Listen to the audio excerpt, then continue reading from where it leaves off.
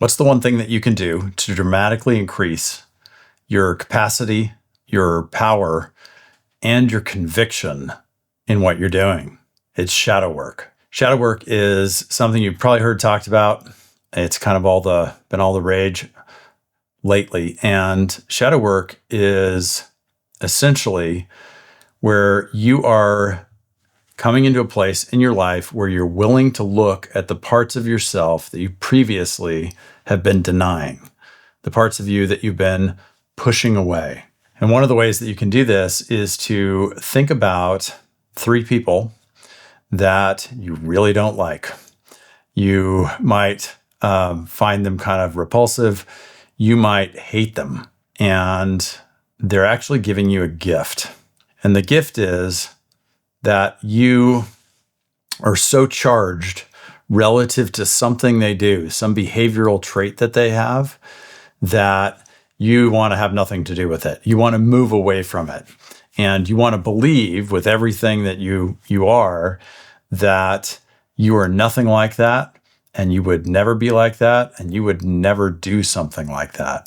And that is a window into potentially your shadow.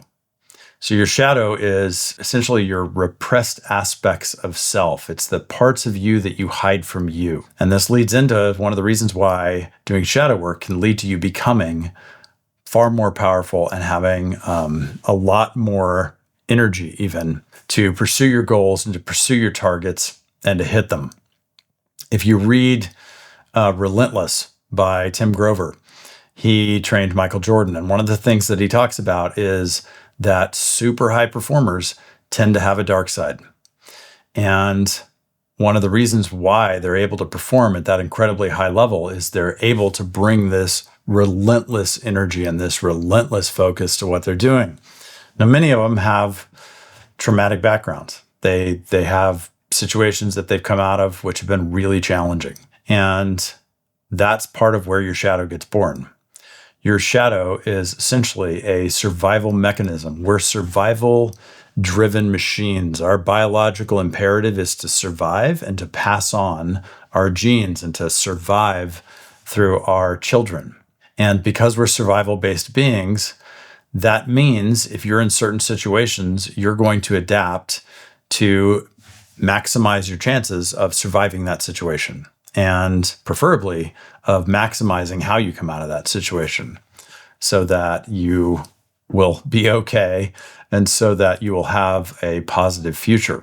So one of the things that happens is you'll get stuck in a situation as a kid, for example, where you have to respond in a way that you don't want to respond, and you don't like the way that you have to respond.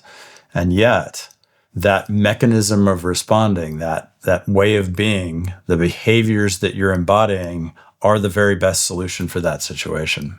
And that gives you a clue as to how you can actually do shadow work and how you can integrate it and how you can stop hiding parts of yourself from yourself. You know, the thing is, none of us wants to be cruel, for example. And because we're human beings, we are glucose conservation machines. So your brain runs on glucose, and your biological imperative is to survive. And because of that, you conserve energy, right? We live in a planet that is based on the conservation of energy, because there was a point in time in history when your ancestors needed to not waste any energy. Food might have been very hard to come by, and they may have had to work very hard to get that food, right? You may have had to go on a hunt and chase an animal for 3 days and then kill that animal and then bring it back 3 days back to the village. And you didn't have a lot of energy to spare. And because we don't have a lot of energy to spare, we do things like generalizing. We stereotype. We make big blanket statements instead of spending the extra energy to really refine our position on something and refine our thinking on something. So this is where it gets tricky, because you'll look at somebody that you despise, that you can't stand, that you don't want to be like because they have certain traits, and you'll say, I don't want to be like that. I don't want to be like that is an identity statement. It's Notice there's no time component to it. Notice there's no context component to it. So it's like, you don't say, I don't want to be like that on a Tuesday morning, right? Or I don't want to be like that on a Friday afternoon at the office. Those are behavioral descriptions, and they have a time component to them. No, instead, because we're conserving energy, we stereotype. We're like, well, I don't want to be like that guy. I don't want to be like that. I don't want to do that. And we take this finite behavior and we expand it out to all time, all places, right? And our entire identity. So we completely reject it. And we reject it because you know, and I know that there are tons of situations in which case that behavior that you really don't like is completely inappropriate and is not the right tool for the job. But if you think of this in terms of a toolbox, there are different behaviors that fit different situations. There are different ways of being that fit different situations.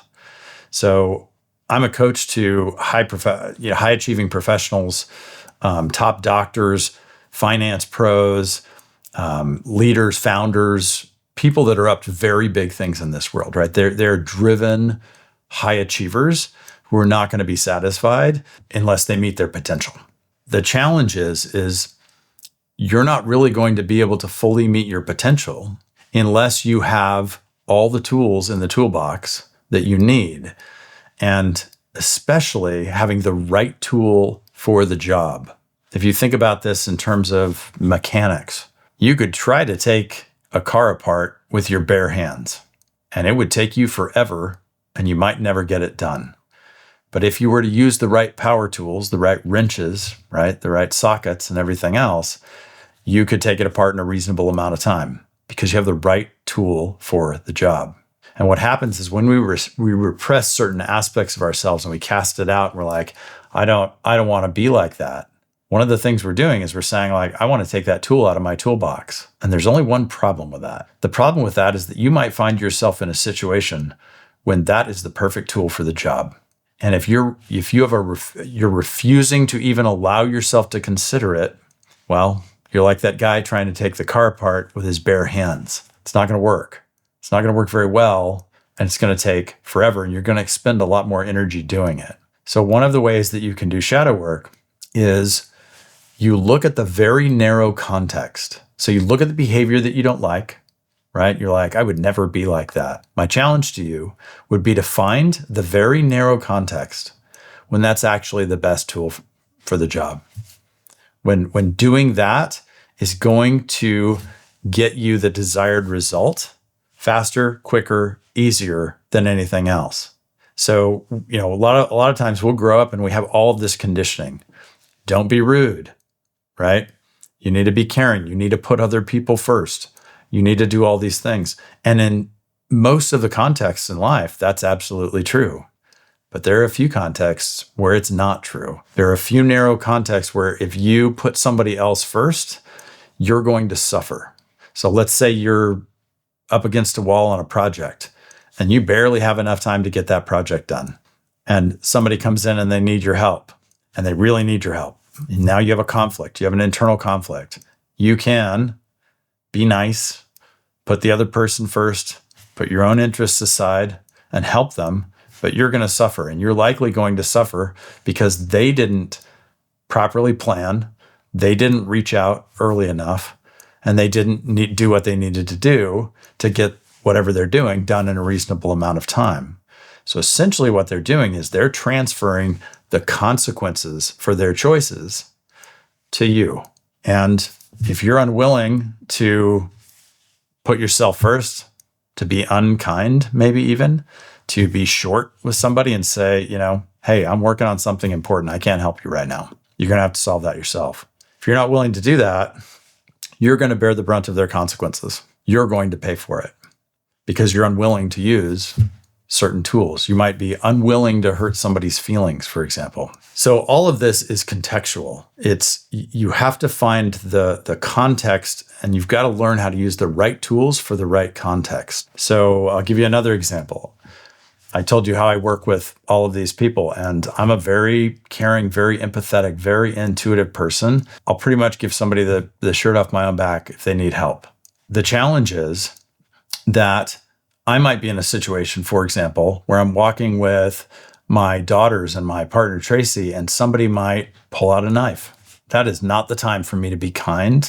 It's not the time for me to be empathetic. It's not the time for me to try to use my intuition to figure out what happened in their childhood and to help them resolve their trauma and everything else. It's a time for me to turn all of that off, put those tools away, and to pull out a completely different set of tools that might be me being what I previously rejected, which is cold, uncaring, unkind, violent, right? But that's exactly the right response if somebody pulls out a knife on you and you have the training and know how to deal with it. Having the right tool in your toolbox is very important. Now, there's another component to this, which is if you are so charged by certain people doing certain things, that's such a good indicator that that's where your shadow is, that you are running around convincing yourself 24 hours a day, 7 days a week, 365 days a year, while you're awake and while you're asleep, that that's not you and that you would never do things like that and you're never going to be like that kind of person. How much energy do you think you need to devote to pretending like you couldn't be like that if you needed to be in this situation, that you couldn't utilize that kind of behavior in a situation that called for exactly that behavior? Personally, I can tell you that the moment that I was willing to look, the moment I was willing to look at these aspects of myself that I was pushing away, and I was willing to say, you know what? I do have that. I do have that capacity. That was the moment that I gained a tremendous amount of energy because I was no longer allocating glucose, the thing that your brain runs on, to hiding it, to pushing it away, to pretending. And there's another benefit. In that moment when you do it, it can be a little bit terrifying because there's this feeling of like, oh no, if I'm willing to be that, I might be that everywhere all the time, right? And it might consume me and it might ruin my life. But the opposite tends to be true. So there's a saying that what we resist persists.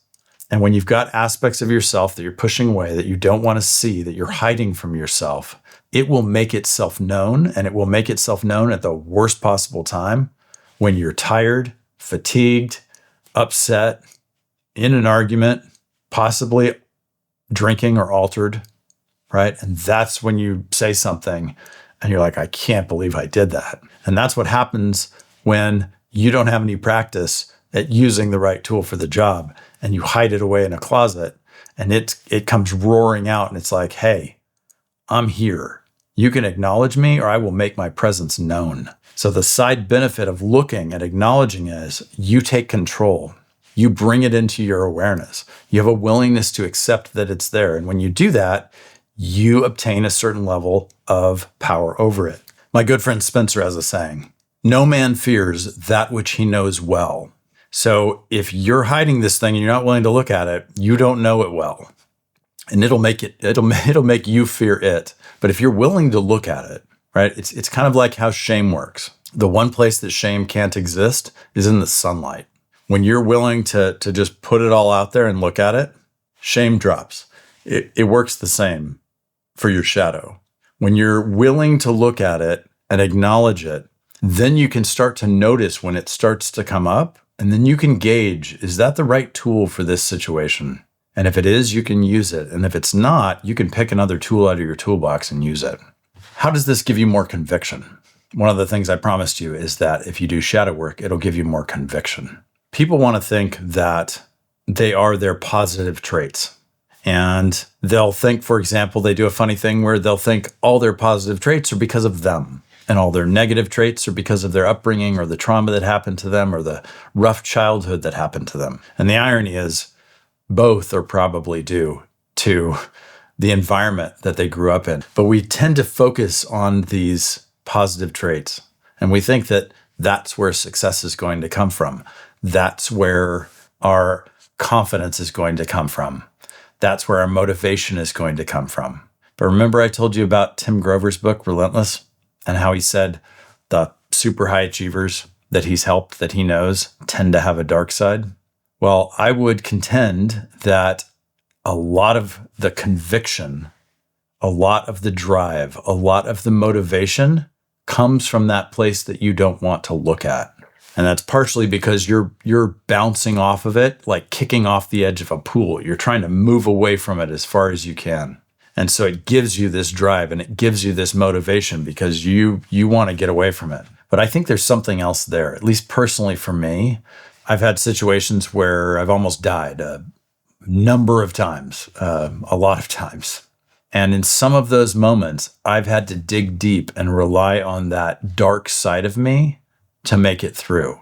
I've had to stare into the abyss, and I've had to welcome that side of me, which is an extremely powerful force of nature, right? And can be used for good and can be used for destruction. It just depends on the driver. But I've had these situations where thinking positively wasn't the thing that was going to help me. Digging deep and allowing this other version of me to come out, this version of me that's built for survival, that refuses to freaking die, that's the side of me where the conviction comes from. Now, naturally, I'm going to die one day, right? But I was in situations where that was not the time and the place that I was willing to do it. And so I had to call on these parts of me and be like, nope, we're not doing this. One of them was a very, very long ocean swim where I swam to an island. And while I was on the island, I cut my foot. And there were plenty of sharks around. And I had to figure out how I was going to get out of that situation. And I had to call on that side of me that is like, I'm not dying on this freaking island. And I'm not going to freaking die by being eaten by a shark. I'm just not going to do it. So I had to dig deep and I had to find a solution. And I did, thankfully. I found a huge foam block that had been used for crabbing pots, essentially, or some type of fishing nets. And it had washed ashore in a little bay on this island. And I put my foot up on it. I dug out a big hole in it to rest my foot in to keep the blood out of the water. And I had to swim most of the night against the current. And then I had to change strategy. I swam for an hour. And went nowhere. And I had to say, okay, new plan. In that moment, I had to dig really deep. And a part of me was like, dude, you cannot die out here. People are depending on you. You have family that cares about you. You have things that you're up to in this world. You're not going to freaking die out here. And I just had to dig deep. And then when I did, I changed my strategy. I was like, I can't swim back to where I came from. I'm going to have to swim towards another city and try to make the shore that way and go with the current. And thankfully it worked. So that's an example of where you get into a situation where your survival demands you tap into a side of yourself that you may not want to look at, that you may not like very much, but it gives you that absolute conviction and certainty. And I can tell you from my own journey, my own willingness to do this and how I've done it with clients, it gives them a level of conviction that makes them unstoppable. It gives them a level of conviction to where it doesn't matter if things don't go their way. It doesn't matter if things crash. It doesn't matter if something doesn't work out. It doesn't matter if things go off the rails because they're not going to stop. They're going to pick themselves up and they're going to keep going. Or they're going to dig deep enough to fix the situation if it's fixable. Sometimes it's not fixable. But if it is, it gives you that conviction and that power to dig down deep and to continue. So this has been a big overview of shadow work. It's something I really dive into with clients. It's something that I encourage you to explore. And the way to do it is to figure out the behavior or trait that you just can't stand, to figure out the context in which it makes sense, where it's the best tool for the job. And then to have a willingness to allow yourself to have that tool and to use it in that narrow context.